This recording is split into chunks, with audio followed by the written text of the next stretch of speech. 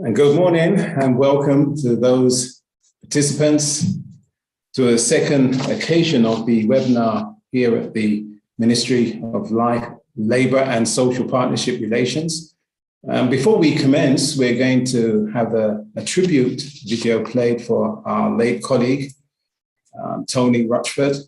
So please pay keen attention as we play this tribute to one that worked with us in NACOSH and worked for the Labour Department for a number of years.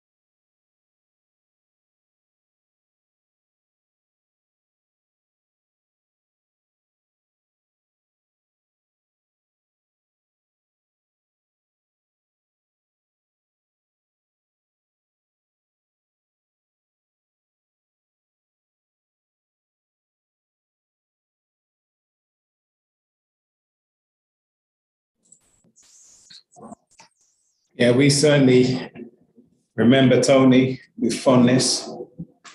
He had a keen, very keen interest in health and safety. And some of his presentations still resonates with me. So we do thank you, Tony, once more. So again, we'd like to welcome one more, Minister of Labour and Social Partnership Relationships, the Honourable Colin Jordan, MP, Parliament, Secretary in the Ministry of Labour and Social Partnership Relationship, Karen Best, Chief Labour Officer, Mrs. Claudette Hope-Greenidge, Senior Safety and Health Officer, Mrs. Addison Elcott, and Chairman of NACOSH, Brian Rees. We welcome one and all colleagues and friends. I'm looking at the participants. I can see a number of familiar names. I'm not going to call them all out, of course, but welcome to our second day.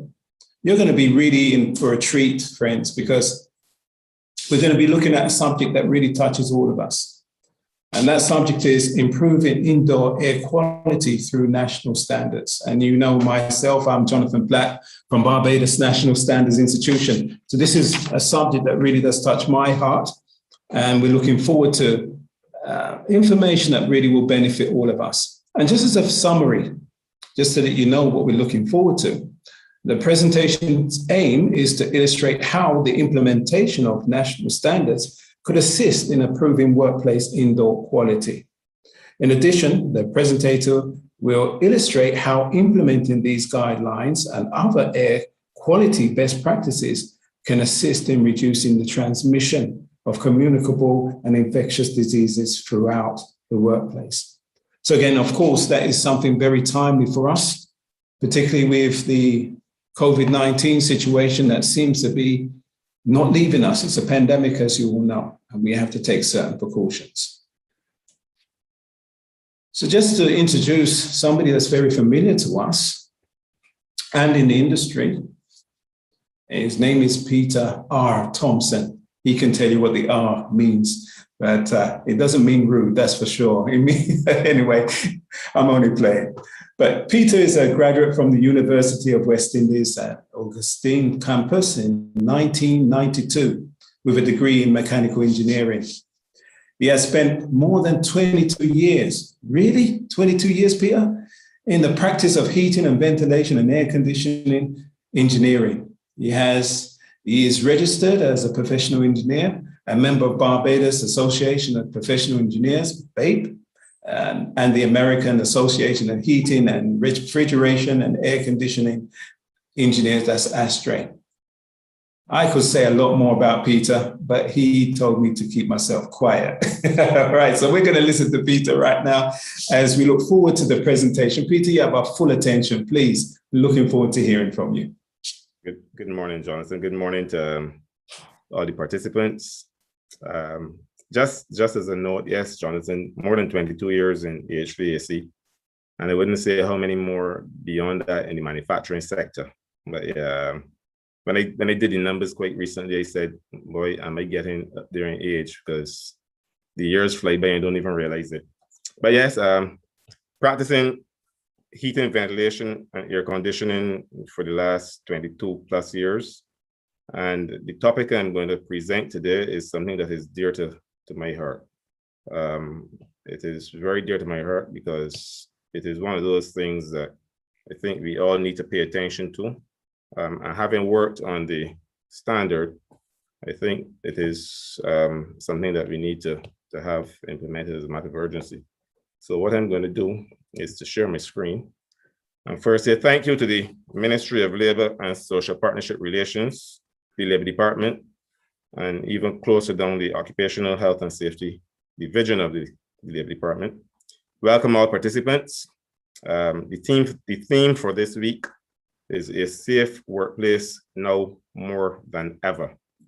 And the topic aligns with that because in the past year and a half, has been very, very traumatic for us here in Barbados. We've been dealing first with the COVID-19 pandemic. The coronavirus has taught us a lot about not only having to be able to do things differently, but as it relates to our indoor air quality, some of the things that you will hear today we didn't just start discussing them because of the coronavirus. This standard was worked on way back in 2014, if I remember correctly.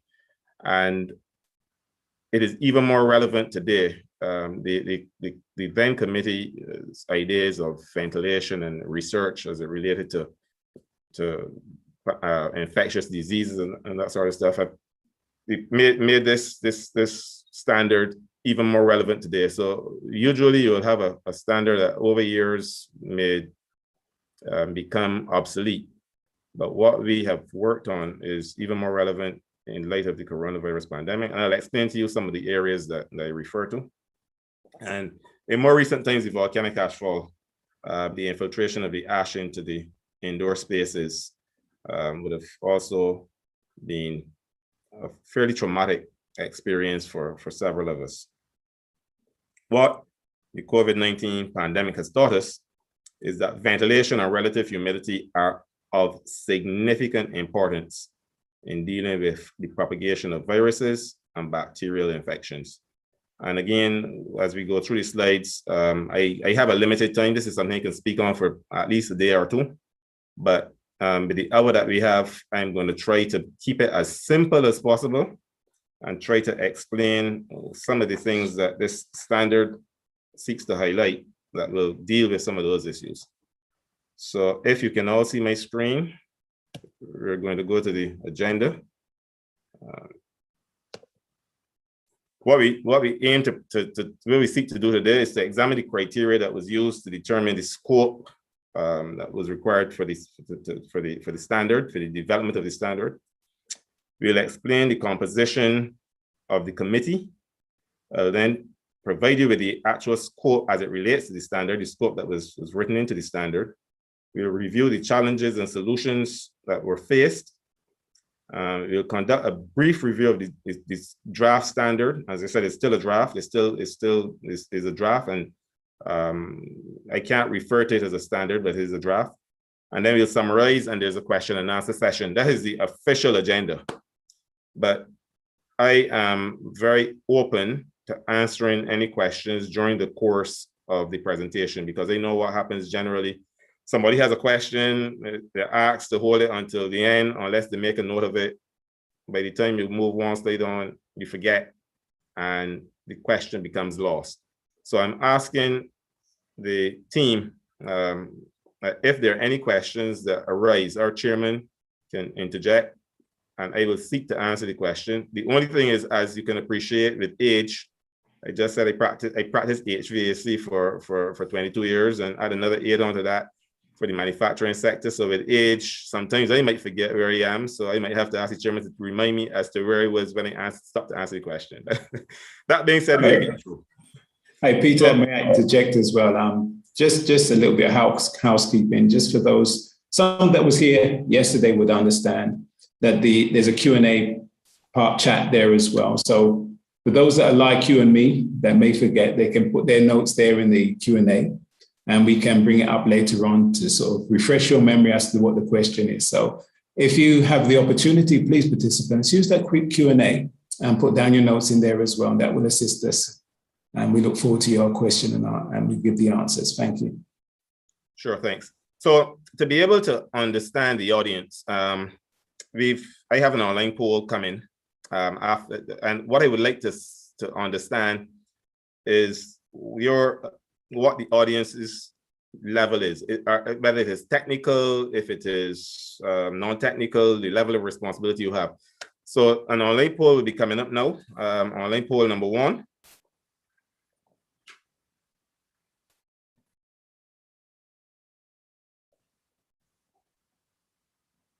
And these are the questions. This is the question. To better understand the audience, please select one of the following. I am an architect, engineer, environmental consultant, and that, although it is very limited, if you're technical, you can answer in that area. A property owner, property manager, or property developer is the second option. A member of my organization's safety committee, a person interested in indoor air quality issues, or other. And other, again, is a fairly wide scope, but if you're in HR, if you're in admin, you can feel free to answer in the other section. It just gives me a feeling of the levels of the attendee, the experience of the attendees, so that I will know how to cater to the presentation, whether the technical stuff is important or whether the overall view is important. So I'm going to wait until the poll is completed.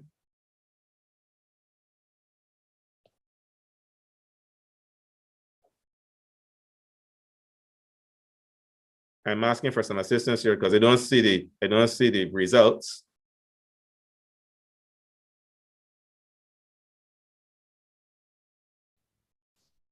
The poll is currently still running. Once it's Okay. finished, I will end it and you'll see the results. Okay, thank you.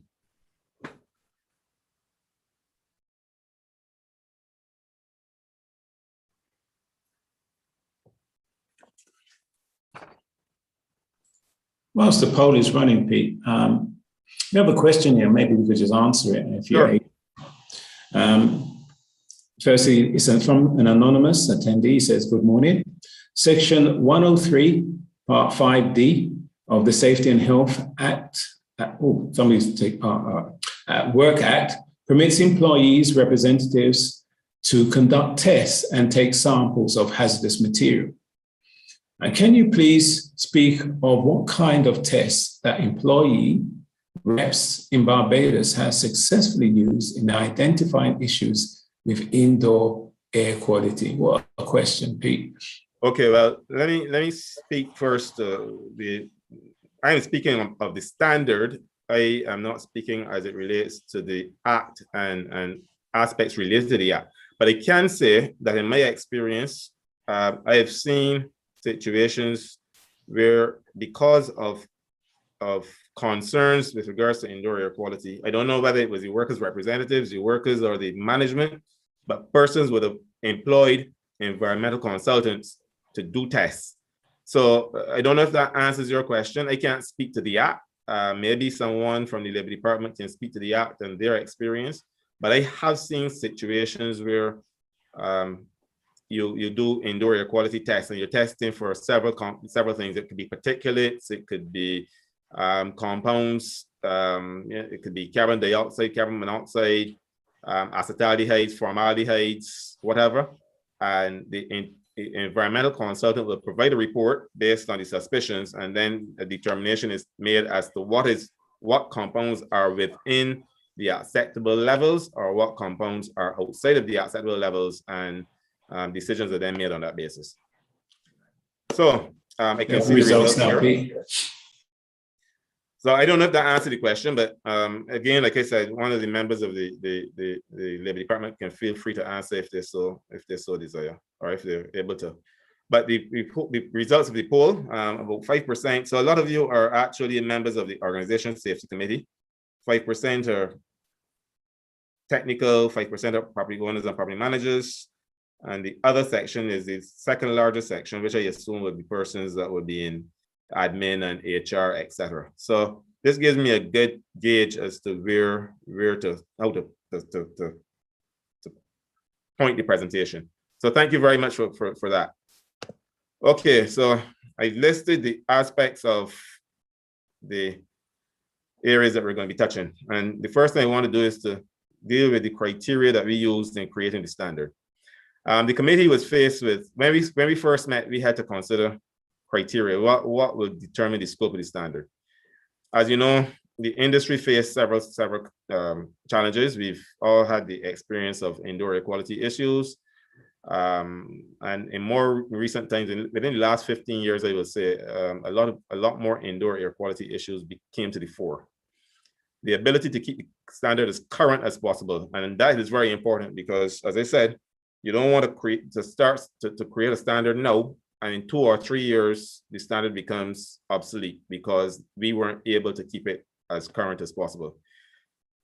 The existing international standards, we have to look at existing international standards of relevance to our condition. There are a lot of standards out there, but what standards are actually relevant to the conditions that we have locally? That was very important. We could have picked up an Australian standard and looked at it. We could have picked up a Singapore standard and looked at it. We could have picked up a European standard and looked at it. We could have used an American standard, but are the conditions that they have similar to the conditions that we have here? And that was important to us in terms of creating the standard. Then there are solutions to our challenges. Again, when we look at international standards and international best practice and international solutions, they may not be relevant to Barbados because we may not be able to get the necessary equipment, or we may not be able to get the necessary support. And their challenges may not be the same as our challenges. not only from a climatic perspective, but also from a resource perspective.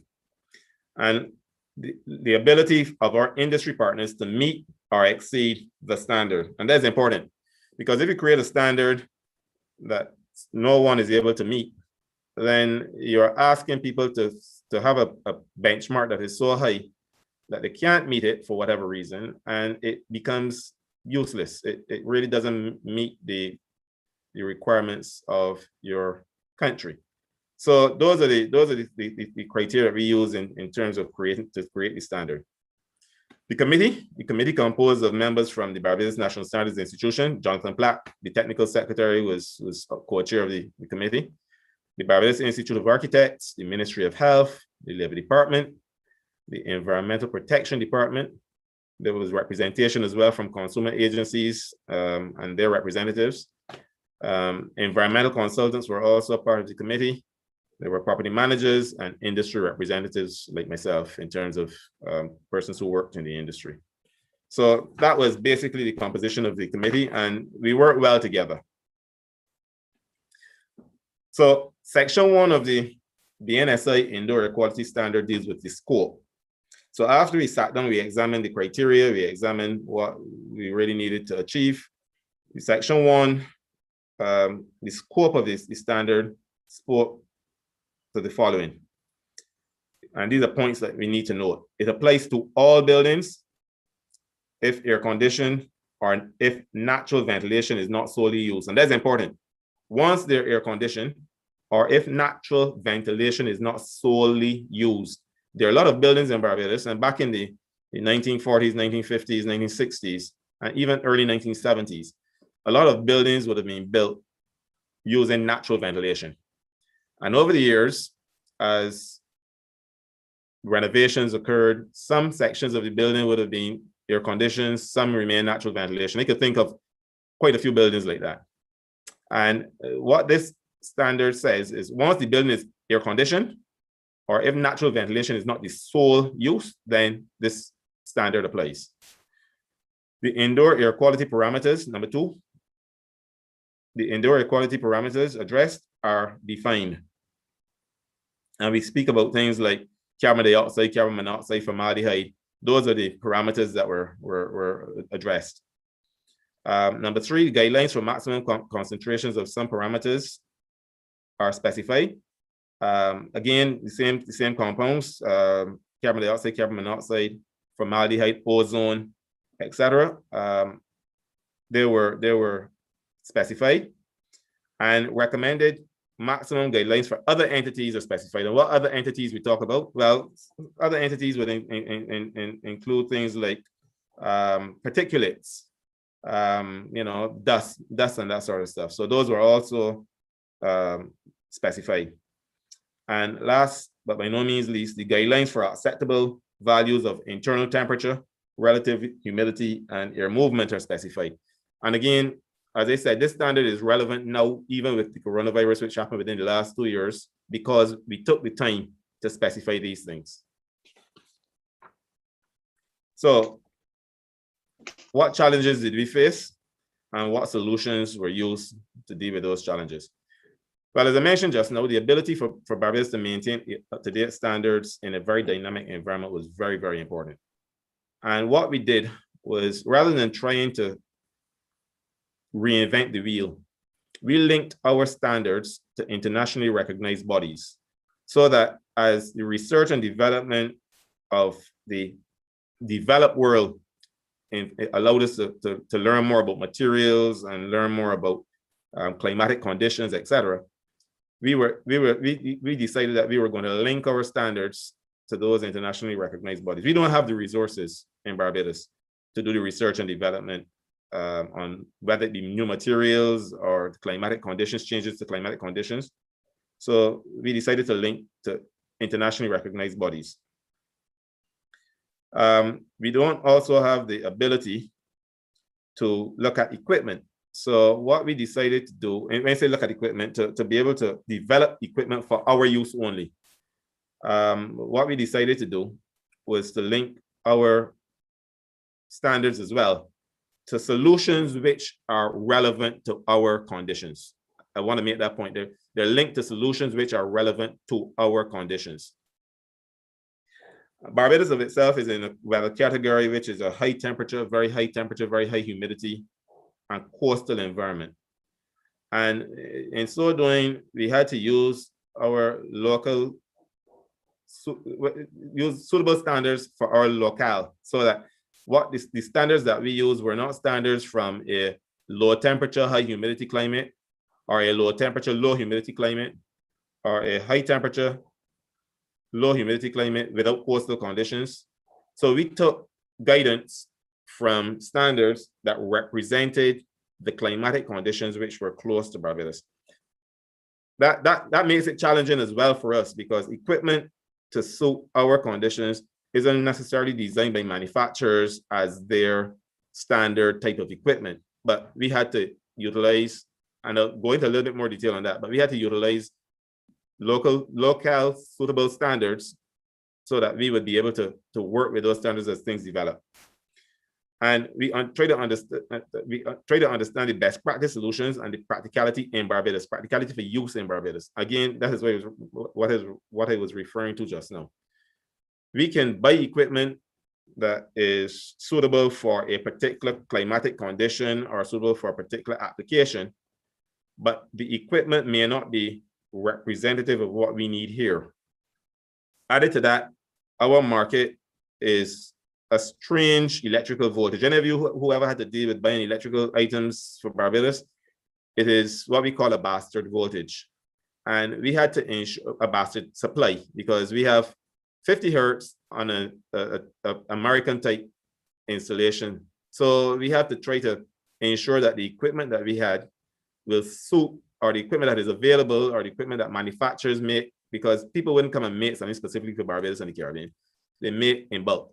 We have to try to ensure that the solutions that we are providing, or we are asking for, that could be implemented based on the practical use in Barbados. So with all that being said, we then looked at the other national challenges. Stick building syndrome was, as I mentioned, increased. They increased over the last 15 or so years. At the time, we didn't have any COVID-19 pandemic, but we did consider the propagation and transmission of viruses and bacteria. A lot of research was done in that area by the committee. And we decided as well that we needed to take into consideration those aspects of the movement of viruses in the standard. We had increased pollution due to significantly larger numbers of vehicles. I think all of you can agree that over the last 20, 30 years, we've seen a significant increase in vehicles. And what that has done is put a strain on ventilation systems, because what once was an open area with free ventilation from ocean to inland, there are now many highways and byways separating buildings, and buildings are actually being built next to highways, which is expected, because transportation routes also allow for economic activity, but it creates a strain on your indoor environment. And we felt that treated outdoor air ventilation was essential in air-conditioned buildings. So I'm going to go to another poll, and this poll will help me to understand what your understanding of standards are. Poll number 2 is going to be coming up shortly, and this gives me an idea. It's a simple poll, is either yes or no, true or false. It allows me to understand what your understanding of a standard is. So the question is, or the statement, I should say, a standard seeks to provide the minimum requirements to be met. A standard seeks to provide the minimum requirements to be met. Is that true or is it false?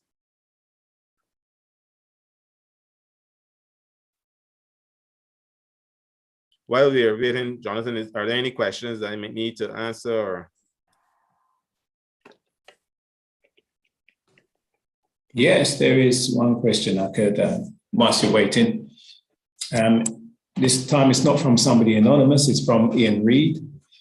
He says, my question relates to, he's not relating to our subject matter, so I'm not sure if you can answer that really, but it's with regards to what happened yesterday, with regards to sexual harassment and assault and rape. So I guess one of the attendants will sort of deal with that. I think Nicola sorted that question out. So, sorry, Ian, we can't do this one. All right. As I would normally say, that is well above my pay grade. All right, then mine too. So, Ian, you'll get an answer. Okay. So, thank you for your question.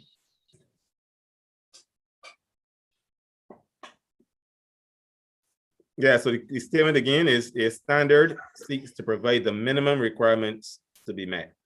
Is it true or is it false? And don't feel ashamed. I mean, that's why we're all here. We're all here to learn something. So if you don't know and you take a wild guess at it, at least at the end of it, I will be able to answer some question that you may have had or something that you may not have known about and seek to give you more information on standards.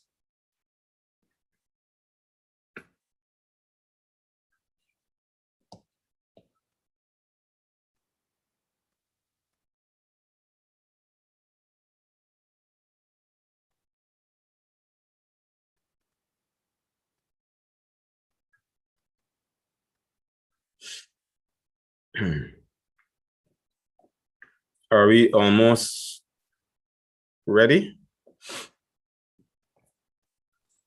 We do have another question, Pete, that we can. Sure. This time it's not with regards to what happened yesterday, but it's from Raymond Lord. It's in relation to air quality control. How does the department seek to give accurate representation of the air quality when the relevant departments do not have the required equipment to do the adequate tests? Okay, so let me answer that for the department from where I sit. The department can also put their answer if they so desire. So I represent another arm of health and safety in Barbados as a competent person. And we always feel that the departments must have the equipment and must have the staff to be able to do what needs to be done. I disagree fundamentally. There are professionals out there who can do the work for the departments. So as long as there's no conflict of interest, there is nothing wrong with saying, I have these group of persons, and it will be addressed in the standard because the standard speaks to authorized persons. The standard speaks to persons who are capable of looking at these issues, not being employed by a department or a government department or arm, but being authorized to be able to do these inspections. You can have a panel of persons, and if there's a conflict of interest between one person and the particular circumstance, then they will excuse themselves and somebody else can look at it. But it doesn't necessarily mean that all of the resources have to be within a department. It can be a simple arrangement, as there is with the competent persons, as there are with other professional organizations, where you pull from the expertise of persons in the industry, persons in the sector, and you allow them to act on your behalf so that what you're hoping to achieve is achieved efficiently and as cost effective as possible. So I don't know if that answers your question, but that is my belief, and that's my firm belief on it. I also have the belief as it relates to other things that we were discussing nationally, that we can utilize the expertise out there without having to find the resources and have government with an added bill of dealing with finding technical resources or the correct expertise for particular circumstances. Okay, so the results of the poll are back. So 54% say that it is, 78% said it is true, and 22% said that it is false. Thank you very much. So let me answer the question. Let me say a standard provides the minimum requirements that need to be met. Anyone can decide that they want to exceed the requirements of the standard. So if the standard says that you need to have 2 buckets of water and you decide to have 5, that is entirely up to the individual or the organization. But if the standard says you're supposed to have 2 buckets of water and you only have 1, then you have not met the requirements of the standard. You're in breach of the standard. So the standard seeks to ensure that you maintain that's a minimum level that should be maintained. I hope that answered the question for all. So what we're looking at now are minimum levels. What we're going to be discussing are minimum levels. Okay, so section 2 of the standard speaks to definitions of terms and abbreviations found throughout the document. This section only deals with definitions. I'm not going to go into detail because when the draft standard is finally released, you will as part of the standard, you will have the section and you can see what all the abbreviations and terms of reference are, terms referred to are, sorry. Section 3 addresses the indoor air quality issues. And this is a very important section to know.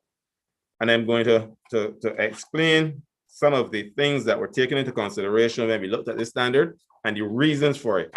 And the points to note, there are points to note, and I'm going to go through them very carefully with you because this is very important, particularly to occupiers and employers and owners and managers of buildings.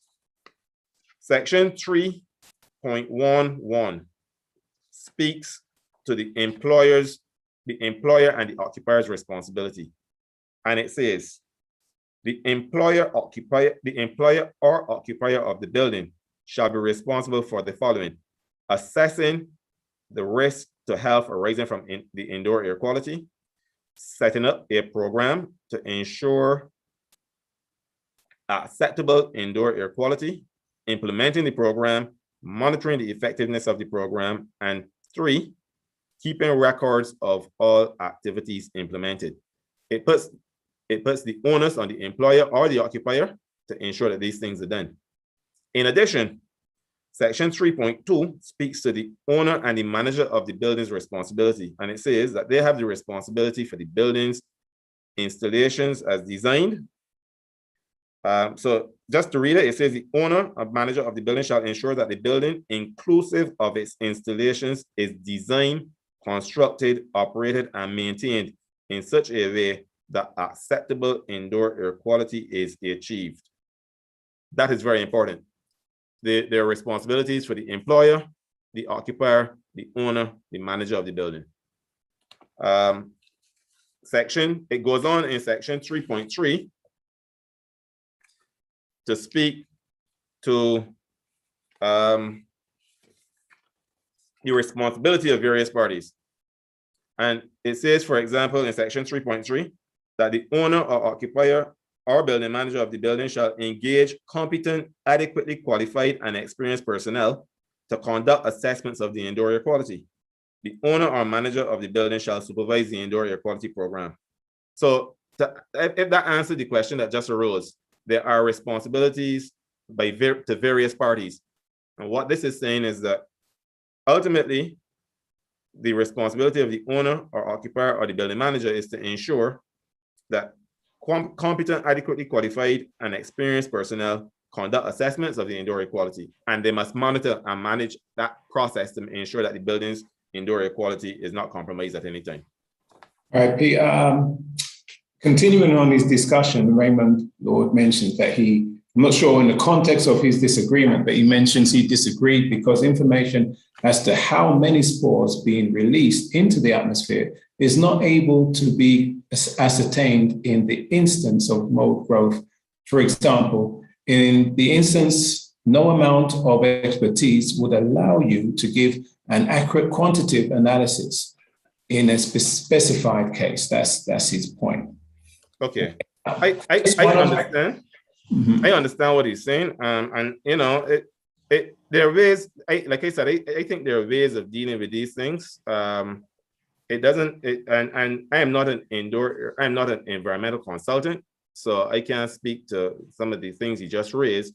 But I do believe that if we utilize the teamwork approach, a full teamwork approach, so you have your environmental consultant, you have your designers of the HVAC systems, the engineering component, you have your someone representing the occupier, the persons in the building, the persons occupying the building. A teamwork approach, I believe, should be able to allow us to be able to get to where we need to get to. That's just my opinion. We have one other question. We could let you continue, or you want the question now, Pete? Yeah, go ahead. All right. Again, this is from an anonymous attendee. It says, is it true that one can say that sick building syndrome is not seriously addressed in Barbados in without the public service? Within the public service, as there are individuals who repeatedly suffer from the same respiratory ailments several times within a year. Report the matter to management, but nothing is done. That is something that I can't speak to. I know that there's been a focus on sick building syndrome. I myself have been involved in quite a few buildings that were reported, and progress was made on those buildings. But I can't speak to the specifics. I would hope that the plan of action is to seek to, based on what work we would have done, is to seek to get all the buildings, the indoor air quality, to acceptable standards. But the other thing I will say is these things take time, because a lot of things can affect a building's performance. A building is a living, breathing machine. I say that with no apologies. It has a life. There are things that affect the building just as things affect us. You can get over it. It can reoccur. So you need to look at the entire thing in totality. You can't just look at one aspect, because you do something to one area and it affects something else. So I know from my experience that sometimes we would have something to look at, and it takes a while to understand how the building is breathing. It takes a while to understand what the functions, what is causing what to happen in one area. And sometimes when you try to adjust that area, something else happens somewhere else, and you have to look back at what's happening. So unfortunately, it is sometimes like diagnosing an illness in a human being. You have to go and get some tests, come back, get some more tests, and try to pinpoint the exact area. A building is the same thing. It may be a structure, but it breathes. Believe you me when I say a building breathes. It breathes. It lives. It has its own mechanisms, and those mechanisms have to work together to allow what we require inside to happen. All right. So I'll move on to the next slide. Section 4. Section 4 addresses the issues of action plans towards acceptable indoor air quality. And what do I mean by action plans? Section 4 speaks to things like when you have a suspicion, what needs to be done, or a confirmation of a problem, what needs to be done. And just to give you a brief, I'll summarize it really quickly, but it says in the event of or on the suspicion that the indoor air quality is not acceptable, the following shall be made available for inspection during the examination. So during the investigation, sorry. The building plans showing the details of all floors and location of cooling towers if applicable and fresher inlets to the building. The HVAC layout or schematics. The HVAC operating schedule and maintenance records. Those things must be made available. Additionally, it also speaks to a walkthrough, a visual inspection of the premises and the HVAC system shall be conducted by the authorized person. An authorized person is defined, as I said earlier, to identify the possible irregularities. And it provides a sample, the document provides in the annexes is a sample checklist for the building inspection, which must be completed. It further goes on to speak to the authorized person's responsibilities. They should obtain feedback from the occupants, for example. They shall, if deemed necessary, conduct indoor air quality analysis and any environmental or biological sampling for the investigation so that the adjustments and alterations may be made. Based on those findings, remedial actions, any remedial measures shall be formulated, implemented, and evaluated in accordance with ASHRAE Standard 62 to achieve acceptable indoor air quality. And this is where I speak to relevance of a standard. The ASHRAE Standard 62 is an indoor air quality standard which speaks to several jurisdictions, but it also speaks to what is expected inside the building. We couldn't monitor when something, we don't have the resources in Barbados to be able to say that conditions change and we need to increase our ventilation rates from 15 CFM per person to 20 CFM per person because they just found out that concrete board emits some chemical that will create issues and therefore we need to ventilate more. Or similarly, that some other component that is now being used in the construction sector emits less particulates or whatever, and we now can reduce our ventilation rates. We don't have that technology here. We don't have the resources to be able to do all this research and development. So what we did is we linked it to ASHRAE Standard 62.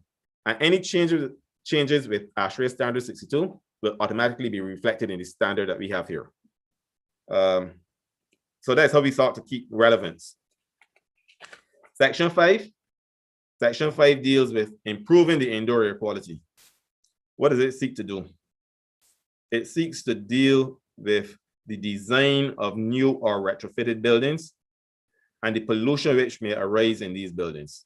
So just as examples, it says, unless naturally ventilated by use of windows, a mechanically operated ventilation system must be provided. And notice the terms that I will refer to. There are things that say shall and must. Things that have to be done. The HVAC system must be designed to keep the potential spread of contaminants in the building low.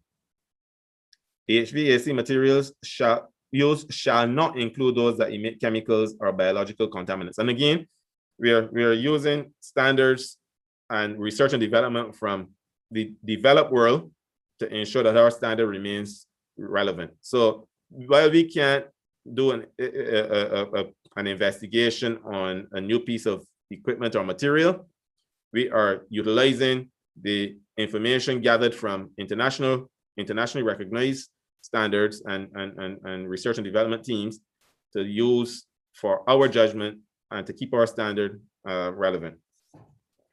It goes on to speak as well to pollution. Pollution or sources or polluted activities of frequent occurrence shall be provided with such ventilation of the encapsulation hood or local extraction type so that the spread of contaminants is prevented. And they're talking about things that will occur inside the building, for example. So you may have a situation where you have a kitchen next to a commercial kitchen next to a seating area, and you need to ensure that the smoke from that, the contaminants from that kitchen are extracted next to the source. Don't allow them to spread and extract them somewhere else. You have to extract them close to the source.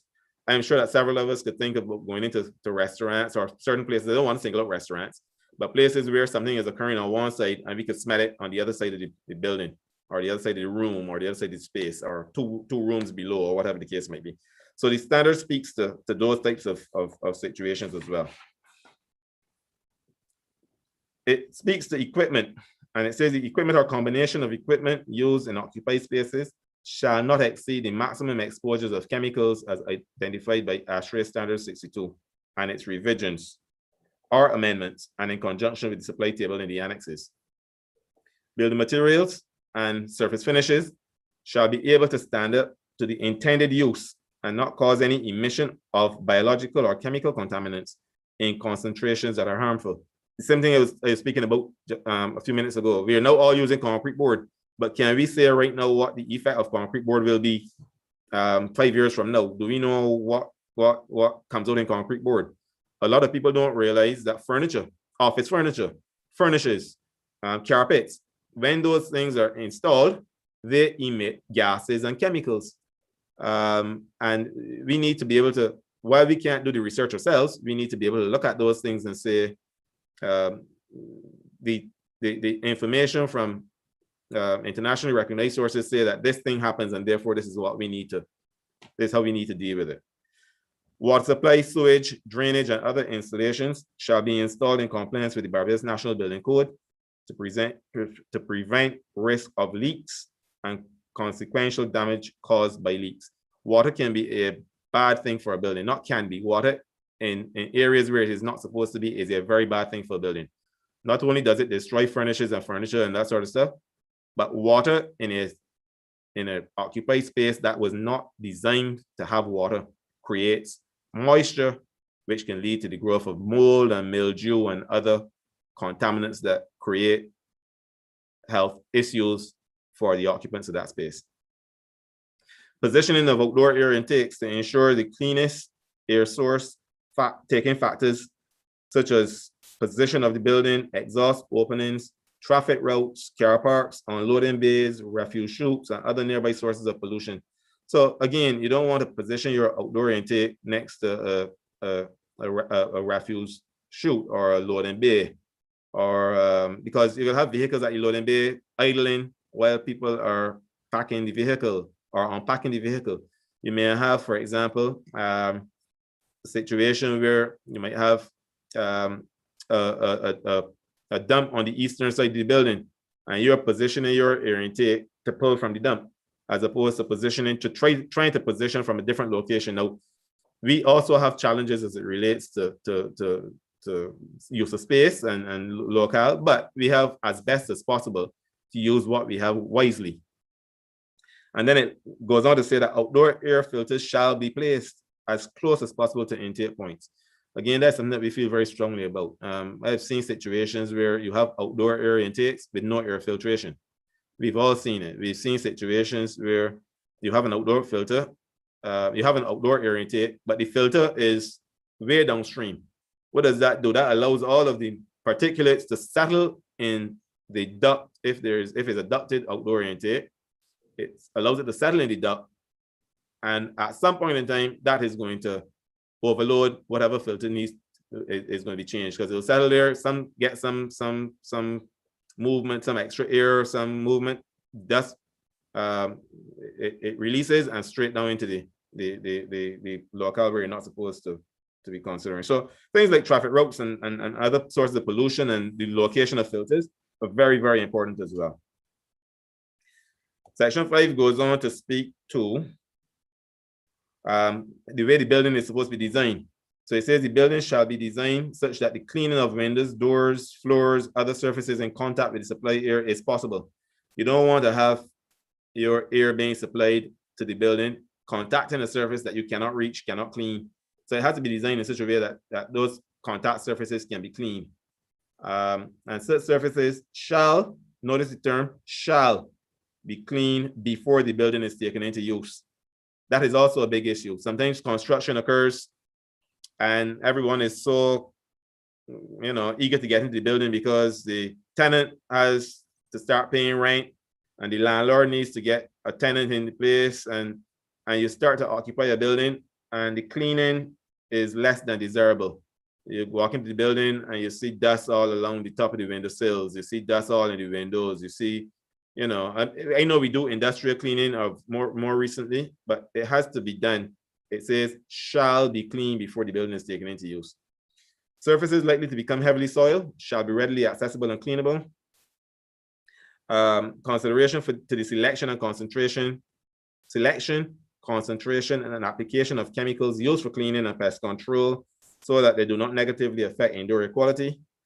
And it also speaks to the need to site incompatible areas or activities together, and the operation must meet the requirements of the ASHRAE standard for acceptable indoor air quality. What do we mean by that? I want to expand on that a little bit. It says siting of incompatible areas and activities together, where the operation of adjacent areas or adjacent buildings differ significantly from each other. Each space or building must have the necessary equipment and infrastructure to ensure that their operation meets the requirement for indoor air quality as per ASHRAE standards for acceptable indoor air quality in conjunction with a provided table. We have, in some cases, buildings with photocopiers. Photocopiers and printers are now becoming a thing of the past, but scattered all over offices. Is it possible to put all in one location and extract from that area? We might have buildings doing different functions. So you have a complex where you have offices and industrial activities all in the same building, while you can separate your, you might have two buildings and there's no separation as the function. Those things are very important as it relates to the standard. Section 6, this section deals with the construction process, and I'll go through this very, very quickly. And it speaks to the authorized person, and it says the authorized person shall make inspections at all stages of the construction of the building and its HVAC system. The building structure shall be constructed in such a way that harmful spread of contaminants from outside the ground or other separate parts of the building does not occur. The supply and return ducts of the HVAC system shall be made accessible for inspection and cleaning during the construction, and materials of the construction components of the HVAC system shall stand up to the intended use and maintenance. So this is in the construction phase. It also speaks to the inner surfaces of the duct.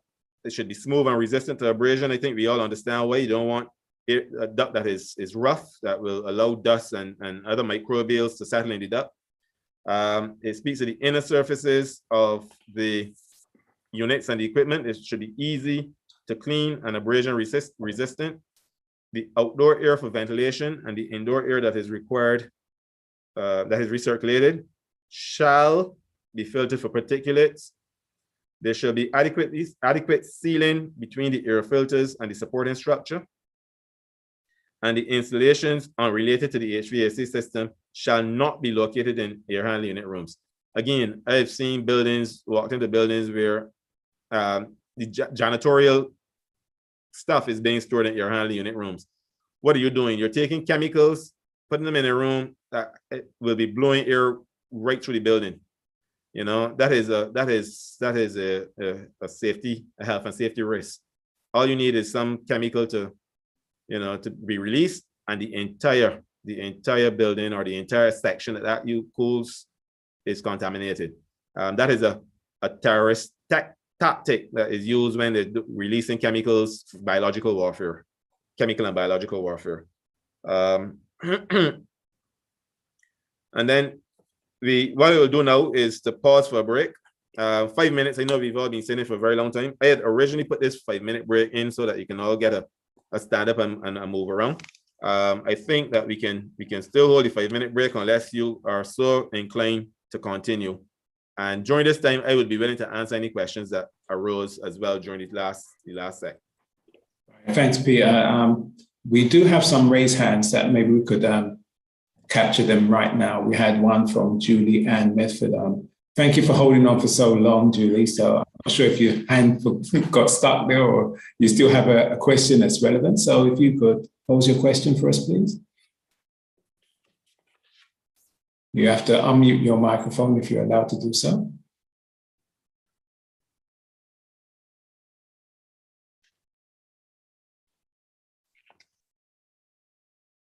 Okay.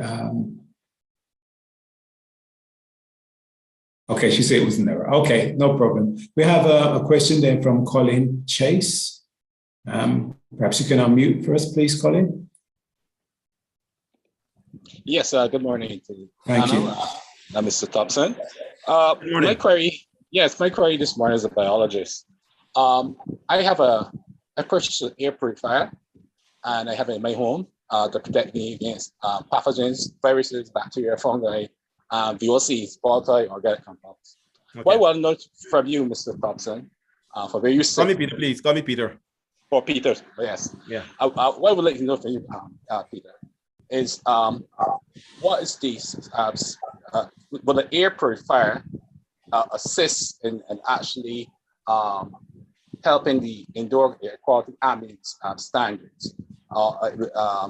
Is it actually assisting me immensely, or what is the what would I say? What is the average rate of the air quality ambulance when you have with an air purifier and without? Okay, that's a very good question. And let me start by saying this. It depends on what the air purifier is doing. You can buy a Suzuki van to transport you know, the old Suzuki vans, the old SK, whatever they were, SK in 90s or whatever Suzuki vans to transport materials, or you can buy a Daihatsu flatbed truck to transport materials, or you can buy a container to transport materials. It all depends on what you're transporting. If you try to put bulk cargo in a Suzuki van, I'm sure you know that that wouldn't work.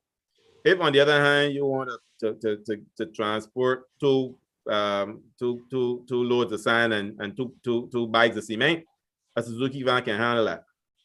It depends on the type of air purifier, but more importantly, it depends on the contaminants that you're trying to deal with. I am not a microbiologist, so I work as a member of a team. Normally, in these circumstances, the microbiologist will look at the contaminants, and then I have the enviable or unenviable position of trying to find the solution to deal with those issues. So, as I said, I mean, let me give you a classic example. We talk about filtration. We talk about filters. Are you filtering particulates down to 95%? Or are you filtering particulates down to 70% of certain granular sizes? We talk about filtration for proper indoor air quality. If you are in a building next to a highway, the filtration you need is going to be different. The filtration for your outdoor air is going to be different to the filtration you would need if you were in an open space in Lower State. I just call Lower State as, you know, but it all depends on the circumstances. A building next to the ABC highway in Warrens, trust me, will need a different type of filtration to a building in Charnox by the airport, because the primary matter, the primary sources are different. So therefore, you need. So I can't say to you that your air purifier is doing what it needs to do, unless, of course, we know what the issues are, the level of contaminants, and then assessing it, I would need to see the level of filtration and the type of filtration. You can have chemical filtration along with particulate matter filtration.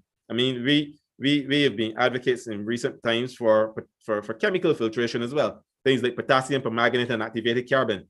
They're blends of chemical filtration that deal with, nothing will deal with carbon monoxide, but they're blends of chemical filtration which deal with formaldehydes and other compounds, which may be necessary, and we are actually installing some now, which may be necessary to deal with the particular area. So if you are dealing with a formaldehyde issue in your circumstance, then a simple particulate matter air purifier will not solve your problem. But like I said, I am not a biologist. I am a student of science, yes, but I'm an engineer. I look for the solution that the scientists find as an issue. Thanks, Peter. Maybe, Peter, we got one more time. I'm not sure if that clock is working, but it's flashing still at 4 minutes 15 seconds. All right. I think is that.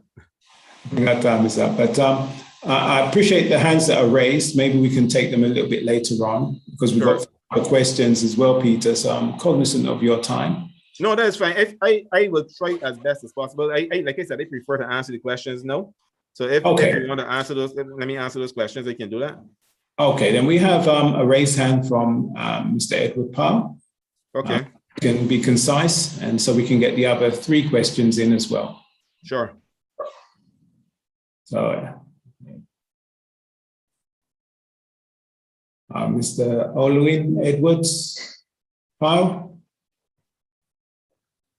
Okay, not hearing you. Okay, well, let me ask the question here from an anonymous attendee. It says, beyond the utilization or servicing of air purifiers suitable for the office space, how often, with reference to best practice, should an air quality test be conducted? I think that's a simple one there for you, Peter. Okay, air quality test. Air quality test, I personally am an advocate for air quality tests at least twice a year, because things can change. As I said, a building is a living structure, and things can change in that building overnight. Things can change. I'll give you a classic example. buildings change the way they breathe, the way they operate during seasons.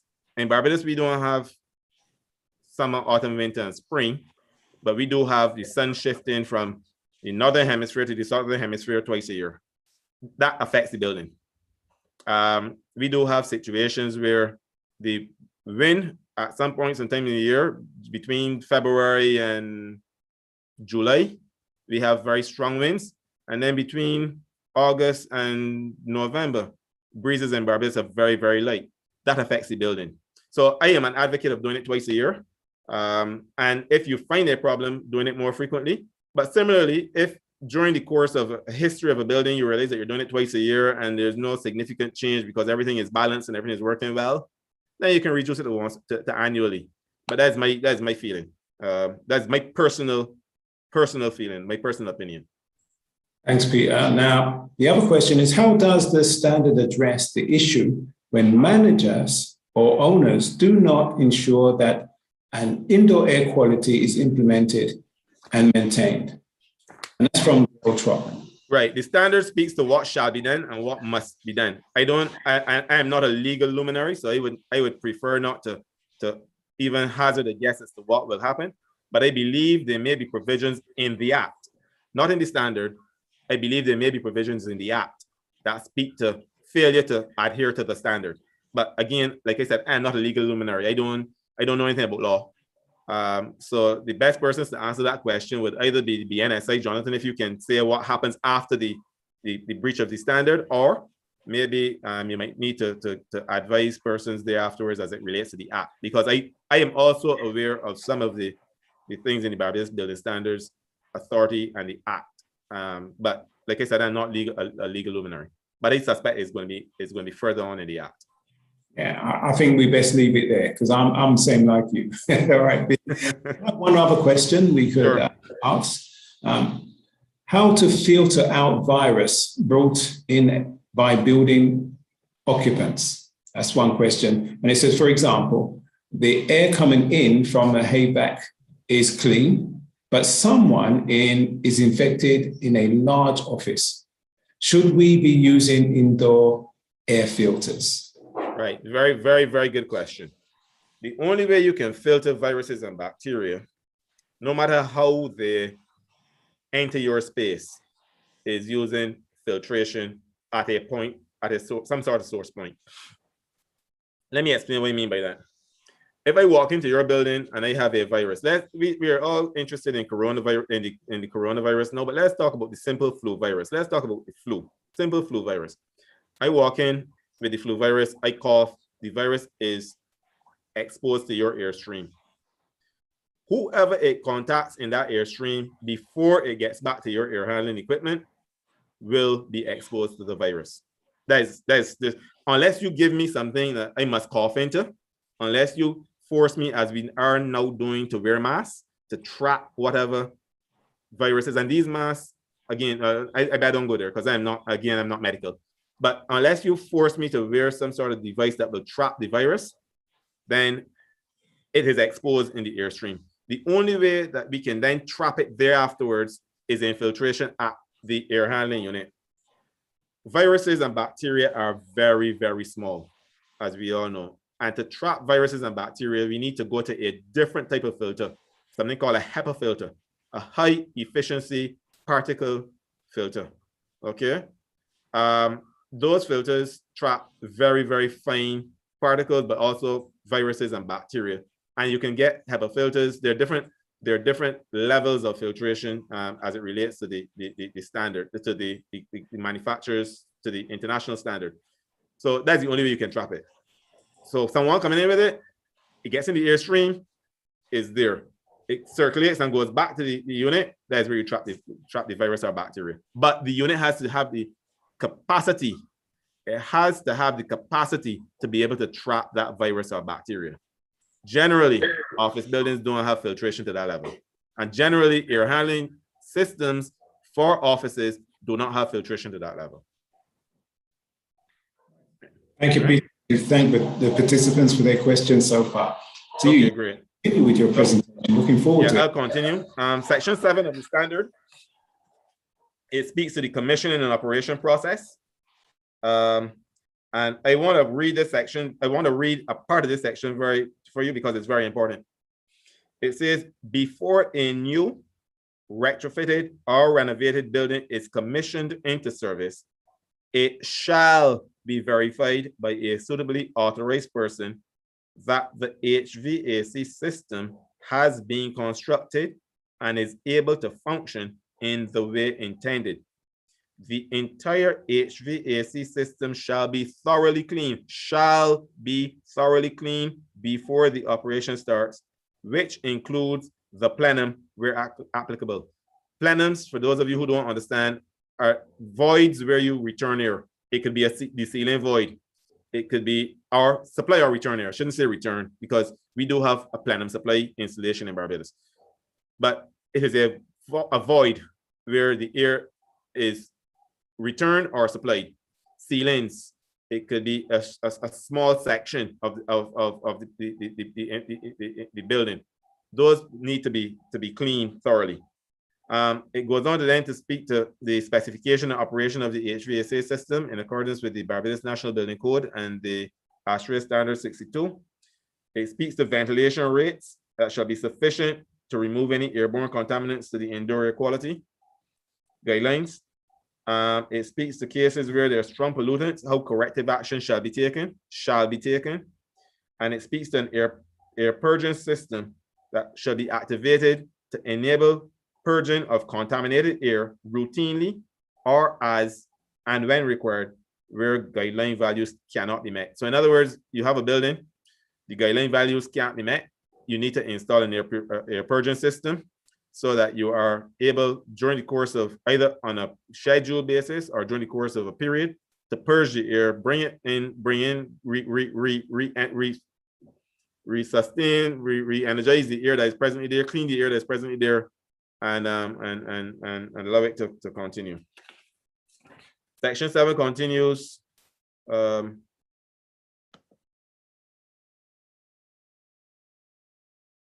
It goes on to say that provision shall be made for access for evaluating the levels of contamination, the condition of the installation, the pressure drop across the filters. It speaks to a minimum filter efficiency specified as MERV 9. Those of you who don't understand that determines the type of particulates that the filter can handle. It speaks to the instruction manual for the operation of the HV system shall be drawn up by the person or company who installed and commissioned the HVAC system, shall be drawn up.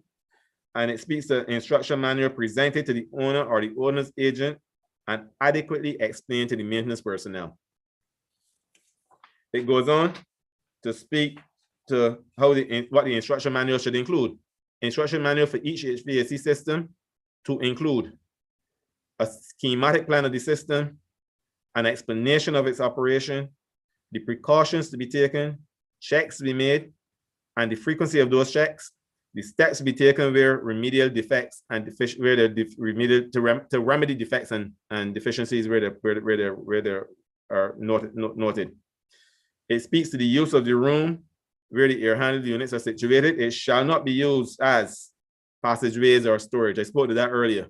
Those create challenges for the indoor air quality, either as a passageway or as a storage area.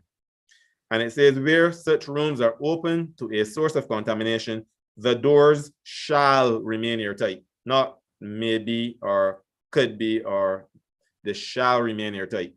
Too often we see situations where you have leakage around doors for air handling unit rooms, and it is pulling from some area, and it's pulling from some area that has contamination, and it's spreading that contamination through the entire building too often. And it then goes on to speak to having sufficient space for cleaning and access to the units shall be provided. It speaks to where likely source, and let me go back to that. There's also a challenge sometimes when you're doing a design, and I'm speaking as an engineer, looking at air handling unit rooms, and obviously the landlord, the tenant, the developer wants to maximize his tenanted spaces, and the unit rooms are very, very small and very inconvenient to work in, and sometimes you have challenges even working around the unit. It speaks to providing sufficient space for cleaning and access of the units. It says where likely sources of contamination exist, measures shall be taken to prevent contamination from entering the room. And the air distribution shall be efficient and effective to ensure no stagnation of air. You don't want stagnation of air. Section 8, and I know it seems as if I'm rushing, I'm trying to be able to get through it so that we can all, if I can answer any other questions. Section 8 speaks to renovations. It says that major renovations work shall be undertaken in such a way that satisfactory indoor air quality is secured. It references back to section 5 and 6 of this standard, and the American and different codes that are internationally recognized. It speaks to the processes and activities that should be selected so that they have the lowest possible emission. And it says where those processes and activities cannot allow for the lowest possible emission, they should be encapsulated, provided with local extract ventilation, carried out in areas with direct exhaust to the exterior, and limited to times where persons are exposed. It goes on further to speak to building materials, and it says building materials shall not contain any potentially harmful substances which could pose a hazard to health during the normal use of the occupied building. Again, we have to depend on research and development in the international arena, because we can't test all the materials as they come out and know what is good for us or not, but we depend on research and development internationally. It speaks to the type of fixtures, fittings, furnishings, and furniture that shall be used, shall be manufactured, selected, handled, stored, and used so that the emissions to the room air are the least possible. It speaks to occupied buildings undergoing partial renovation. This is the issue. This is an issue. Occupied buildings undergoing partial renovation, the spaces to be renovated shall be effectively isolated from occupied zones. Let me read what it says. I think this is so important that even if you can bear with me for a few minutes extension on this presentation. Section 8.4 says, for occupied buildings undergoing partial renovation, in other words, you have an occupied building, part of it is being renovated, part is still being occupied. Spaces to be renovated shall be effectively isolated from the occupied zones. If necessary, the air distribution system of the area undergoing renovation shall be separated from the occupied zone so that the acceptable indoor air quality for the occupants of the occupied zone is maintained. Concentrations of formaldehyde, volatile organic compounds, suspended particulate matter, and other contaminants in the occupied zone shall be within the limits specified in Annex E. Very, very important. Sometimes we do renovations and dust blowing all over the place and people still working and you got guys using chemicals, and that's very, very important. It goes on then to speak as well to the necessary, if necessary, the air distribution system of the area under renovation shall be separated from the occupied zone, and concentrations of specific chemicals and particulate matter in the occupied zone shall be within the limits identified in the annexes. And then last but by no means least, it speaks to where suspected that the building materials may be hazardous, air quality testing shall be conducted. Okay? It doesn't leave it to the imagination. It says shall be conducted. Section 9. Section 9 deals with buildings adapted for use, and this is very short. I mean, it's a very short section. It speaks of change of use. It says that where there's change of use of space in buildings, where the type of operation to be employed was not the original design concept, or if the previous operation within the spaces varies from the proposed operation, the developer or landlord, notice who, the developer or landlord, shall ensure that all of the conditions which are required to ensure that the indoor air quality standards for the new operation are satisfied, including, but not limited to, outdoor air changes, removal of contaminants by free or forced air methods, and moisture control. Again, this is something we see, and I understand a developer's dilemma. I have a plan for a building. I building a building for tenant to be tenanted. That's my form of income. and I am going to assume that it's going to be offices. Along comes Peter and tells me he wants to put a restaurant in there. I've already ordered the equipment. I've already ordered everything else. He wants half the floor space for a restaurant. I need the money because I find Jonathan didn't come forward to take the other half of the building for office space. I need to get my building tenanted. I will go ahead and allow Peter to put his restaurant in there. Is the equipment and the design suitable for the change of use? It doesn't say you can't do it. It is just saying that once you have decided that you are making a change to your original concept, then you have to go back and look at everything that's required to ensure that you are not contaminating the building because of that change of use.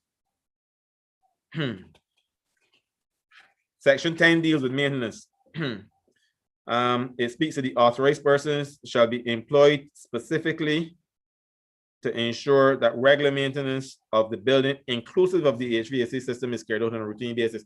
Maintenance, we concentrate on building, and we seldom pay attention to maintenance. Maintenance is the most important. I will say it again. It is the most important part of a building's operation. Maintenance is everybody's responsibility. If the client has a good maintenance program and the contractor doesn't do a good job of the maintenance, then you have problems. If the client has a good maintenance program, the contractor is doing his best to maintain the building, and the occupants of the building are doing things that are causing issues in the building, you have problems. It is everyone's responsibility. I worked for 8 years of my career in manufacturing, and maintenance, my responsibility, one of my responsibilities was maintenance. And you cannot operate production facilities without good maintenance. Similarly, you cannot operate a building without good maintenance. And as I said, it is everybody's responsibility. It makes no sense having a helper clean the floor, and as soon as they turn it back, you drop a piece of stuff on the floor or spill liquid on the floor or whatever the case might be. It is counterintuitive.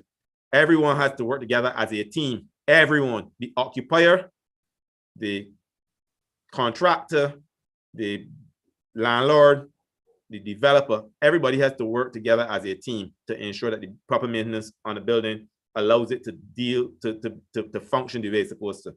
It says the schedule of maintenance shall be in accordance with the maintenance manual. And I will go a step further.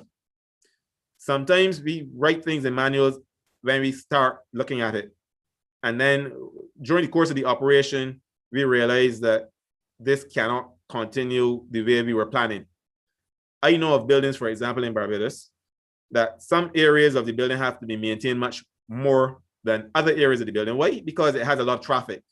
It's open to heavily trafficked streets. There's a lot of foot traffic. So you need to maintain a particular area, a particular floor, more often than the other floors. You might need to maintain the floor every 2 weeks. A manufacturer will tell you, for example, that you need to maintain the equipment once monthly or every so many hours. But local knowledge, you can't beat local knowledge. So when you realize that every month and you look at your filters and they're all choked up and buckling at the air handling unit, and all the air was bypassing the filters every month, you don't wait until you get a problem to say, I want to change these filters every 2 weeks. You change the filters every 2 weeks. So you don't get the particulates going into your airstream. Similarly, you might be in a situation where the manufacturer says at least once every month, but because of the conditions, you notice that every month, it is, you might be able to extend and say, okay, look, manufacturer says once every month, but local conditions dictate that you can do it every 2 months, not exceeding 2 months. But it is more important from my perspective to be conservative than to say, this is what it says, and I'm going to stick with this. And because you said once every month, I don't care if the filters buckle every 2 weeks. Doesn't matter. I'm doing it once every month. That's where we get problems in Barbados as well. And it speaks as well to any component not specified in the maintenance manual shall not exceed 6 months, dependent on the conditions laid out in the document. Again, local knowledge is important. Ferrous metal surfaces of the indoor air handling equipment can be treated with anti-corrosion coatings or be inspected at least every 3 months for corrosion. Any corrosion found must be treated to bring the surface back to clean metal to prevent microbial growth. And recirculating water shall also be treated to prevent corrosion. Recirculating water shall be monitored to ensure that no leakage of the water shall be allowed to enter the airstream. Very important when you're dealing with things like Legionnaire's disease and other stuff. You don't want to have that treated water leaking into your airstream. there are very few cooling water systems in Barbados, and there are cooling water systems that are not even associated with air conditioning. They're used in production facilities, but we always have to ensure that even those cooling water systems meet the requirements as specified. Section 10 goes on to speak to the components of the cooling water system, how they should be cleaned and treated in accordance with the guidelines of code of practice for the control of Legionella bacteria, and other harmful microbial and hazardous contaminants. And it speaks to the HVAC system being checked and adjusted for the first year of operation and at least every 2 years thereafter. It's very important. The HVAC system shall be checked and adjusted after the first year of operation and at least every 2 years thereafter for correct airflow, temperature, and humidity. Over time, fans break down. When I say break down, they don't operate as efficient as they were supposed to. So when you were getting 100 CFM, when it's new, as it gets old, you only getting 50. I'm sure that many of you with fans at home, a standing fan, would know that once a little dust get on the fan, it don't feel the same way at night that used to feel when we bought it new, because the dust affects the blades, it affects the dynamics of the fan. It can't blow the air the same way. Clean off the dust, it feels a little better. But over time, the fan will deteriorate. Same thing happens with equipment and air conditioning. The HVAC system shall also be checked after any reservations or changes in floor layout that may affect the air distribution. This is something I see often as well. You worked on a building, you hand it over, all is well. 5 years into the job, into the operation of the building, people complain. I feel hot. This area feel cold. I don't feel good here. Right? When you go and check, somebody decided that open office area will now making the 3 offices. Why really need to call you? No, man. The contractor put up these 4 walls here, and everybody good. But when you look, the air distribution has changed. So somebody is getting more air than they should. Somebody is getting no air at all, and somebody's getting less air than they should, because internal changes were made without consulting the relevant persons. Decide to cut 2 offices into 3 and that sort of stuff. So it says that the air conditioning, the HVAC system shall be checked after reservations or changes in floor layout that may affect air distribution. Records shall be kept of all maintenance work conducted and any concerns and remedial measures taken. We're getting close to the end, folks, so bear with me for a little bit. We soon finish. Section 11 of the standard speaks to quality control, and I'll go through it very briefly. It speaks to authorized persons conducting an audit within 6 months after the commencement of the operation of the HVAC system. They shall conduct an audit within 6 months after the commencement of the operation of the HVAC system. During normal operations of the building, an audit shall be conducted by authorized persons at least every 2 years. Any direct reading instrumentation or sampling equipment that is used to monitor indoor air quality shall only be used by suitably qualified personnel. The owner or management corporation of the building, notice who, the owner or management corporation of the building shall be responsible for keeping the necessary plans, drawings, and specifications of the building and its installations, and shall be made available for inspection when necessary. It says a formal record book containing adequate and accurate information of the HVAC system shall be kept by the owner or management company of the building and made available for inspection when necessary.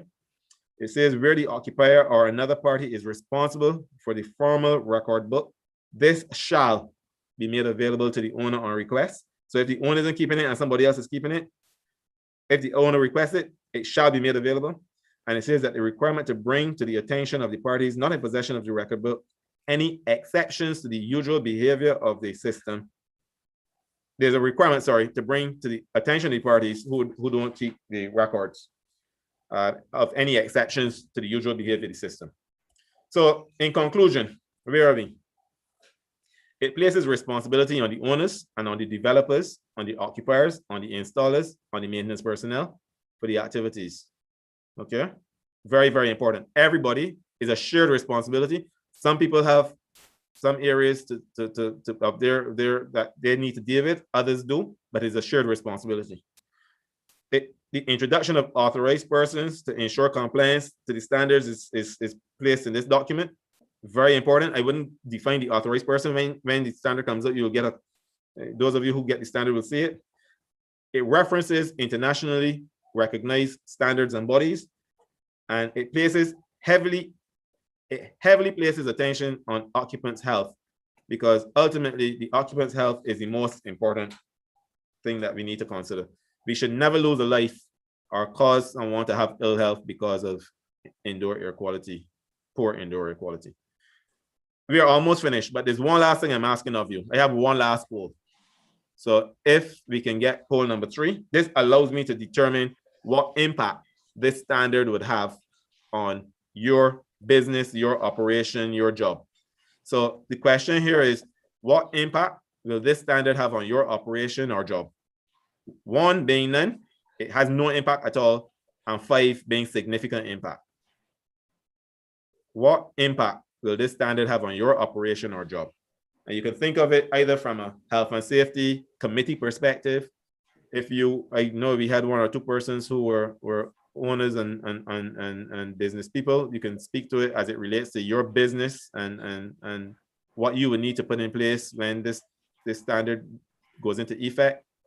And those of you who are just interested, you can relate it to your particular perspective. But it will allow us to determine what the impact is national, or well, to get, not nationally, because this is only a small group, but to get a feel of the impact to persons.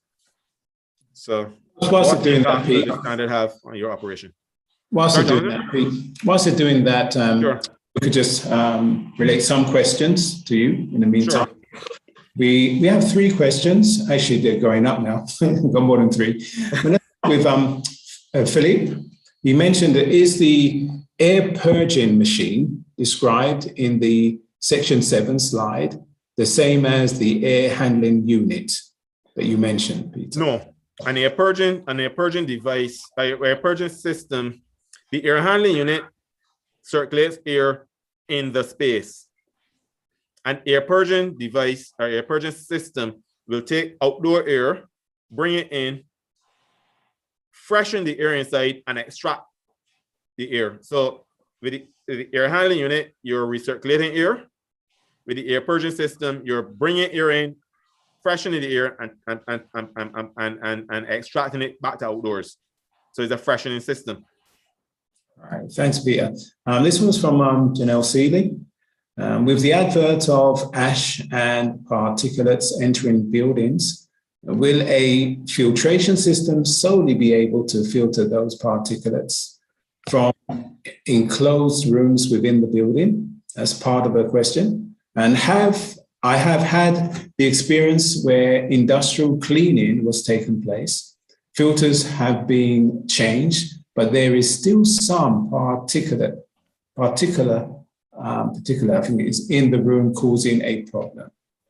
Okay, so let me answer the first question. I think it's only one, though, but it's just a statement after. Oh, the statement after. Okay, so let me answer the question. So as it relates to the ash and that sort of stuff, I had spoken some time ago on the ash and the impact of the ash on Barbados. And yes, there are filters to be able to handle that type of particulate matter. The standard spoke to the minimum efficiency, which is called a MERV, and MERV means minimum efficiency rating value, a MERV 9 filter, but you can get MERV 13s, you can get high efficiency filters, you can get other more efficient filters. So yes, you can get filtration to handle that. What you have to ensure from an engineering perspective is that the equipment can handle the filtration. So what do I mean by that? Imagine taking your car, or an engine in general. If you were to starve, if your filter was so not clogged, if the filtration on it was so heavy that it restricted the amount of air going to the car engine, the car would stall. Okay, the same thing happens with air handling equipment. If your air handling unit does not have the capacity to be able to deal with the high-end filtration, then the air handling unit will, for lack of a better word, stall. What would happen is the pressure differential on that filter will stop the air from getting to the the fan, and the unit will not be able to do what it is supposed to do.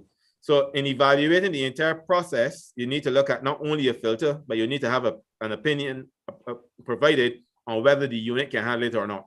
And what do I mean by the unit handling or not? It might not be the fan, but it might be the motor driving the fan. You may need to change the motor driving the fan, or you may need to change some aspect of the fan assembly, or you may be able to just put additional better filtration on, and the unit may be able to handle it. That answers the question. With regards to the comment that was made, I can't speak to the particular circumstance, but as I keep saying, it is a team approach. It is a team approach. What do I mean by that? If you are doing industrial cleaning, and again, I'm not pointing fingers at industrial cleaners. I want to make that point clear. It is not pointing fingers at anyone, but sometimes the cleaning chemicals being used or the process being used in the industrial cleaning may create additional problems. It is a team approach. As I said earlier, a building is a living, functioning structure. It lives like a human being. You might not consider it to have a heart and veins, but I have seen a heart and veins in a building. If you use a drug that creates a problem with your nervous system, you will feel it in the body. If someone is doing something in a building that affects a part of the building, you will feel it in the building. Trust me when I tell you that. I've seen scenarios where, because of changes in wind direction, we don't get it very often. We get the wind coming from the east generally, but because of changes in wind direction, you get infiltration of moisture. You get problems with leakage of windows and doors. You get problems with leakage of roofs because of differences in the wind speeds at different times of the year. And as I said earlier, in February, March, April, May, you can hardly stop kites from going in here because they got a lot of breeze. October, November, December, when it's very dead, buildings operate differently, they function differently, they breathe differently. So those things all affect the building. So it has to be a team approach. The industrial cleaning should be met with some sort of with some sort of consultation with, if you're having problems, with an environmentalist, and then the engineer will come in to give you some advice as to what equipment, if there's need for equipment, what equipment can be used to solve the problem. Okay. The results of we have some other questions too, Pete. Sure. Of the time, so I'm going to ask two of them in conjunction. One is from Anderson Cave, and one is from an anonymous. Actually, two is from an anonymous. So the first one mentions, I think I can answer this one. Can a primary copy of the standard be had? I guess this was out for circulation some time ago for public comment, so it's out there, but we're not really distributing the draft as such. It was out there for public comment some time ago, back in 2014, I believe it was. So we would have housed all the comments we needed and dispersed of them in a way in the standard so that we would have captured as many comments as we deemed possible at that time. So until such time, then the standard will be published once it's completed in the sense of the internal process that has to be done. And then it will be published, and then everybody can access the standard by coming to us at Barbados National Standard Institution. Okay, so we look forward to that time. So we will notify everybody once it's been gazetted, you will know that you'll have the standard available. The other question is can you explain again why items should not be stored in the HVAC room? And finally, final question here is, would an employer still be liable for the air quality of the workplace or building where there are constant internal pollutants, such as bushfires or burning of garbage in the area? So perhaps you can handle those two questions there, Peter. The first one. Sure. Let me deal with the first one. And Jonathan, just recap it for me, because I just want to make sure I got it right. No problem. Can you explain why items should not be stored in the HVAC room? Yeah. Okay. Right. I just want to make sure I had it right. So yes, HVAC plant rooms. When you have a unit that is blowing air through a building or a section of the building, that air, anything that that is in that airstream will find its way in the building and to the occupants. Okay. I don't know if you remember many years ago, terrorists used one of those serums. Try to remember which one it was. In subways, they went to the subways and used some of those nerve serums in the air handling unit rooms and spread it through the entire train stations, and it created quite a bit of deaths and that sort of stuff. You have a plant room with air handling equipment that is working and blowing air through the entire building or through sections of the building. If you get any leakage of chemical or any leakage of contaminants in that room, they are going to be dispersed through the entire space. Let's think about an air handling unit that serves one section of a floor and another one serves another section of a floor. Very few buildings in Barbados have total separation in terms of floors. They only have total separation generally when you have two different tenants on the same floor. But let's think of a building that has a common tenant, but with two different units. One unit, you have chemicals in it. So let's say that the janitor keeps the bleaches and the cleaning agents and all that sort of stuff in that room. And the other unit, they keep that room clean and tidy. Let's assume that one day, and I've seen this happen, that one of the chemical bottles, the cap blew off because of pressure. That can happen. Pressure can build up and it blows the cap off. And you now have fumes, whatever fumes may be, acidic fumes or alkali fumes, or it could be ammonia or something like that blowing through the building. That from that one unit blowing in the section it cools. That airstream will also get into the other airstream of the other side of the building. You now have a floor or a section of the building or floors of a building, because again, you can have common makeup air systems. You can have a shaft. You now have a building or a section of a building which is totally contaminated. Have any of you ever been exposed to ammonia? I have been exposed. I used to work in manufacturers. I told you I used to work with an ammonia refrigeration system. You don't want to be exposed to ammonia. Ammonia is a compound that is used in some cleaning agents. You don't want to be exposed to ammonia. You don't want to be exposed excessively to bleaches. You don't want to be exposed excessively to formaldehydes. You don't want to be exposed to those things. So reduce the risk of having them in the airstream by taking them out of the plant room and finding a janitorial storeroom somewhere, preferably outside the building, preferably in an area that is ventilated for that purpose, so that if you do get leakage, it is ventilated externally and not allowed to enter the occupied space. The second question, Jonathan? Yes, that question was, would an employer still be liable for air quality of the workplace or building where there are constant internal pollutants such as bushfires or burning of garbage in the area? Again, that's a very good question. I am not a legal luminary. What I can say to you is that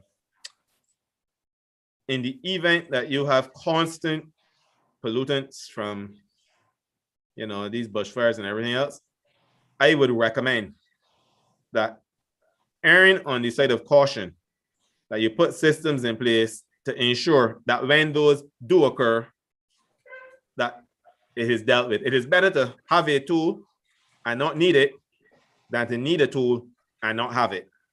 If you have the system in place to ensure that when the bushfires occur, the ventilation, the indoor air quality is maintained, and you get no bushfires, great. But if you don't have the system in place and you get a bushfire, then not so good.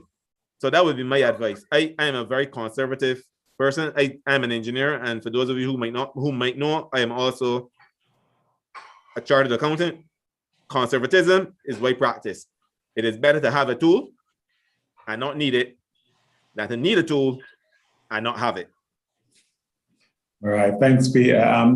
We have a question that's posed in the chat.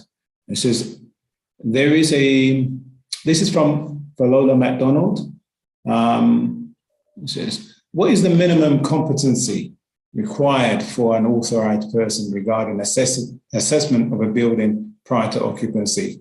I know we had it defined in the standard, but I know that's what you was alluded to. I don't know if you can answer that one, Peter. Yeah, I would prefer, and like I said, this is a draft standard. We discussed it, and there are things that need to be, as Jonathan would have just pointed out, it needs to be gazetted. So I would prefer, because I have no authority to speak on the legality and the future gazetting, etc., of the standard. But I will say this to you: there is a reference in existing law to a competent person. The authorized person, what was conceived of the authorized person, is not the same as the competent person, but the references can be made between the two. The references can be made between the two. I don't want to go any further because, like I said, this is a draft and there are certain things that have to be done legally, and that is above my domain. But the recommendations were made towards what an authorized person with qualifications and the competencies of an authorized person. There's another question. I like this person that's named. They seem to be getting well involved in our presentations right now. But it says, is it possible to have air too clean and cause health problems? That's an interesting question. That's a very interesting question. So I don't know how to answer that. I am not a doctor. I am, and this is Peter Thompson speaking. I am of the opinion that there are situations where the body still needs to be able to fight, to have the ability to fight certain conditions. I reference all the time my time as a boy growing up and having pitching marbles and going to the hose and drinking water with your bare hands and that sort of stuff. Now, times have changed. People are a lot cleaner. You hear you shouldn't drink from a rubber hose anymore. If certain things were, I probably wouldn't live to age 20. As it relates to cleanliness, I have never heard of something being too clean, but I do know that going too far east is west, and therefore you wouldn't want to put equipment in place to change the natural composition of the air. What do I mean by that? People who need oxygen get oxygen on a doctor's recommendation. So I wouldn't want to put a device in place to manufacture oxygen in an indoor setting, because that is for the medical practitioner's determination as to if the oxygen level of natural air is good enough versus the oxygen level that is required by an occupant or by a particular person. So from that perspective, you wouldn't want to change the natural composition of the air. But I will say this to you. The air that we breathe today in Barbados is not the same air we breathed in the 1970s. And I am sure that any of you with old parents, grandparents around will say that it's not the same air they breathed in the 1940s or 1950s. A lot has changed. Yeah, nice point, Peter. I just want to remind us that we haven't reflected on the poll. Remember? Sure. Yeah, I know. I just finished this. I see the poll here, and I know I have to get to it. All right, cool. So the air changes, and I know we are over. And I thank all of you for staying. It seems as if you were taken by the presentation. I thank all of you for staying. It was supposed to be finished at 10:20. I will apologize to the Labor Department because I was planning to keep a strict schedule, but I'm happy to be able to answer questions. The air that we breathe today is not the same air. Can we go too far? Maybe. But I also believe that we need to take into consideration the fact that the human being has also been affected by the conditions that we now face. So that would be my answer to that question. To get to the poll, thank you very much for answering the question. 50% of you said that it's going to significantly impact your operation. And then 25% the sort of halfway between not being affected and significant impact. So this is important to note. when I started by saying that we, in creating the standard, we did something we felt was capable of being met by our industry partners. So in other words, we were not trying to go overboard and make people do things that would have been excessively expensive. But there are some things that need to be done that will cost a little bit more. But we try to ensure that it was as reasonable to the industry as possible. So thank you very much for sharing your answers, and we can only hope that it impacts positively on human life, because like I said, a life lost to poor air quality is not a good thing. Okay, thank you very much, Peter. We really do embrace the comments that you've mentioned in your presentation. And certainly at the ultimate, we're looking for a more healthy building. We know the theme really did pepper right through your presentation with regards to a safe workplace now more than ever. It's certainly something that we really need to consider, particularly in this pandemic that we're in right now. We cannot really avoid the situation.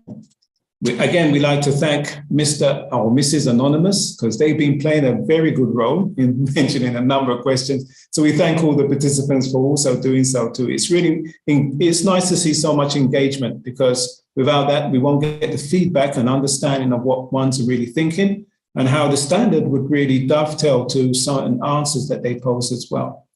And just to whet your appetite, because some of you was here yesterday and really benefited. But just to let you know too, that tomorrow, which is being Wednesday, the 14th, there will be the subject that you want to look forward to is that with regards to the National Workplace Wellness Policy. So I encourage all, if you was here yesterday, you're here today, be here tomorrow as well to look forward to that subject matter. And also on Thursday, I'm sure most of us like practical tips. There's going to be some practical tips for the safety committee. And we know from the poll that some of us were on safety committees or in safety committees. So there's some tips for you there. So we look forward to seeing you there also on Thursday. But Friday is really for the public workers only, or public officers, with regards to the ergonomics and remote working best practices. And that's for the public officers only. So again, we just want to thank you all. I think there is one other thing that we need you to do, and that is the evaluation poll. So I'm not sure if that can come up, if that's like a poll, but there's an evaluation poll that we would like you to fill out as well. There you go.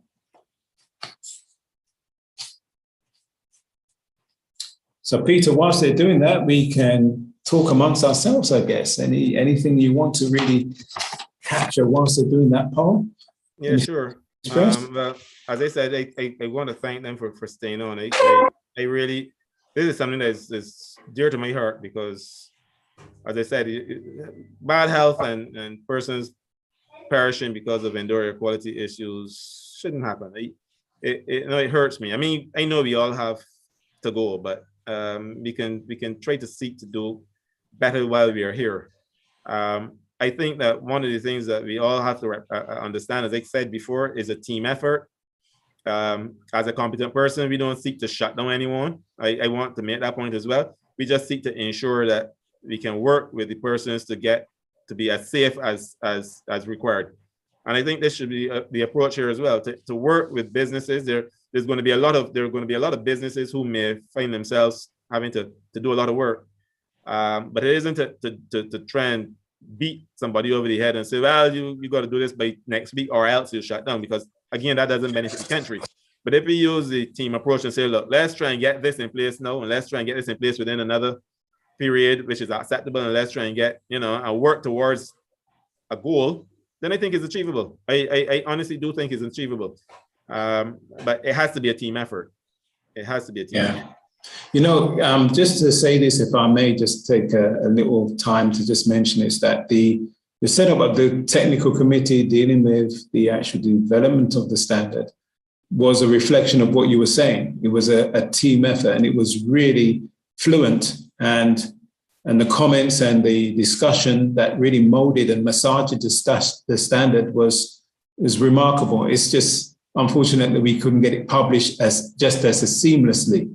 But however, the fact is that the standard is there. It's a draft format right now, and we're looking forward to the actual publish of the standard. And just to remind one, sometimes I find that ones get confused. Not confused is the wrong word, it's probably too strong. But sometimes they think of standards and legislation as in the same light. They are related, but they're different. Because we know legislation can take years, but standards you can massage at any time. So in other words, for all those participants that had so much good, important questions that they posed, this may formulate an adjustment in the standard. You understand? So basically, you may, talking to Mr. or Mrs. Anonymous, they may think that the question that they pose is embarrassing. Maybe it doesn't have relevance.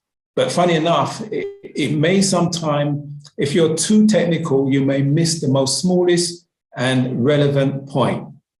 And so we really appreciate Mr. and Mrs. Anonymous for even posing certain questions, because that's how standards are developed. We answer them within the standard, it addresses an issue, and that issue can change because of the dynamics of buildings.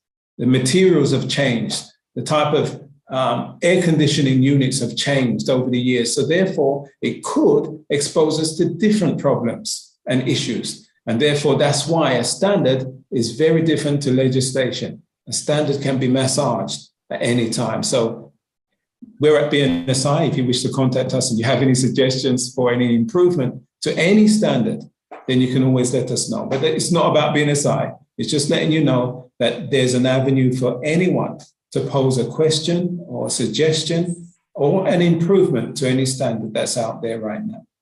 So thank you. And Jonathan, I'd like to say, I mean, my number is on the screen. You can contact me via the Labor Department. I am very close with the personnel at the Labor Department. But feel free to call me if you have any questions. If I can answer anything for you, I will. I feel that we need, like I said, to be able to share whatever information we have. As I said, I can't speak to the draft because there's still some work that has to be done legally, and that's above my domain. But I can answer any questions and speak to you on things that I've seen in my 22 years in practice, 22 plus years in practice.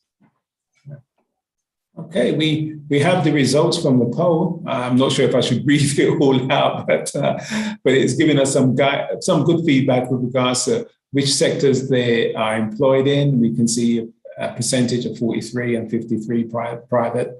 We see what percentage of the information was new. Again, that gives us a good understanding. For some, there was 13% of them that it was new, 75%, 50%. So it gives us some areas to work on it.